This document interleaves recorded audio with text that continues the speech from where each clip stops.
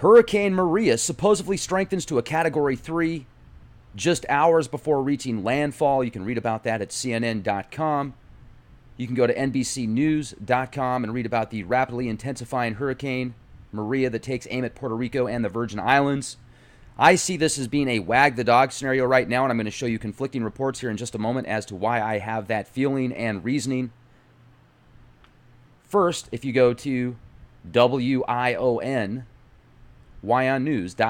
you can read the headline, Maria now a major Category 3 hurricane, U.S. weather forecaster. You can see that there's military, you've got the Navy there right now helping people in advance of Hurricane Maria in the St. Thomas and Virgin Islands. But here's what's interesting. They're saying that it's 120 mile per hour winds. For example, Maria, boom, 125 mile per hour winds, maximum sustained winds, 110 knots. This is current. You can see the date and time right there. Well, look at this. So is this. This is a map that shows the jet streams, earth.nullschool.net. And if you look at the speed right now of Maria, it's not even close. Now I'm going to refresh this.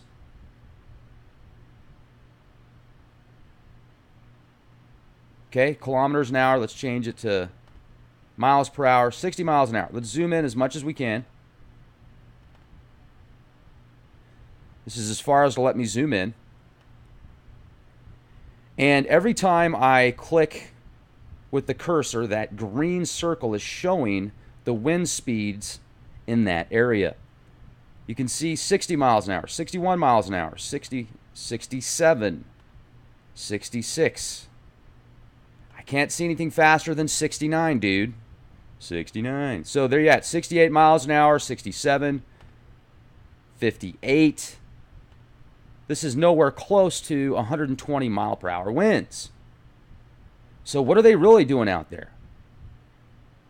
Some people speculate that there's a giant planetary body coming in that's causing these beaches to disappear, or to, I shouldn't say disappear, I should say turn up, make water disappear in areas that have had water for years. Then this massive hurricane shows up, supposedly shoots the water back into the ocean, so you've got hundreds more feet worth of beach. Then I've heard people say that's because the earth is wobbling. I don't have any validation of that. I can't confirm that. I'm going to do more research on that. It is interesting, though, that they're telling the masses that your wind speeds are 125 miles an hour, Category 3. They've got military out there. The governor of the Virgin Islands wrote a letter saying, martial law, saying that the military could take your guns and ammo if you had any, and you're in the Virgin Islands. Yes, I know it's a territory. It's not a state. I get it. That's very... There we go, 74 mile per hour winds. We've got 74 mile per hour winds. That's the most I'm able to get. Right there.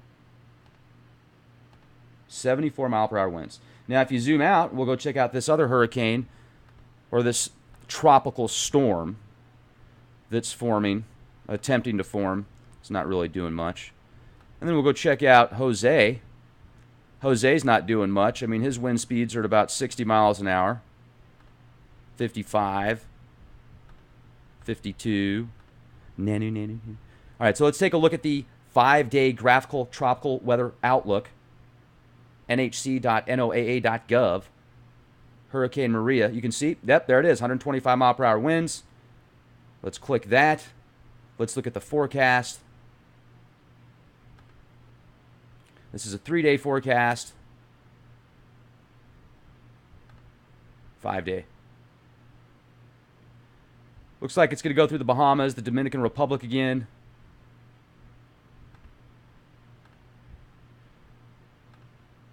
You can also see right here, myfoxhurricane.com. Current reports, wind speeds 115 miles per hour. Didn't see anything close to that. What I do like about this website, though, is myfoxhurricane.com allows you to look at multiple models. So let's zoom in on this if we can here a little bit. There we go. Okay. Let's see some of the different spaghetti models.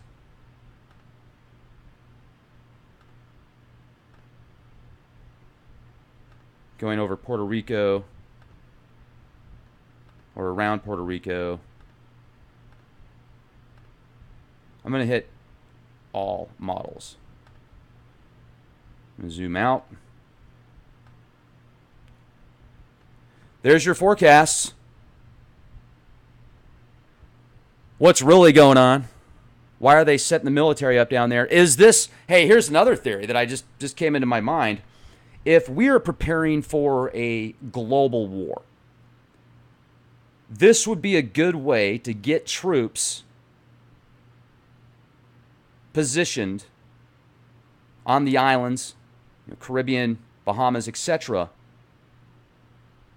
for positioning.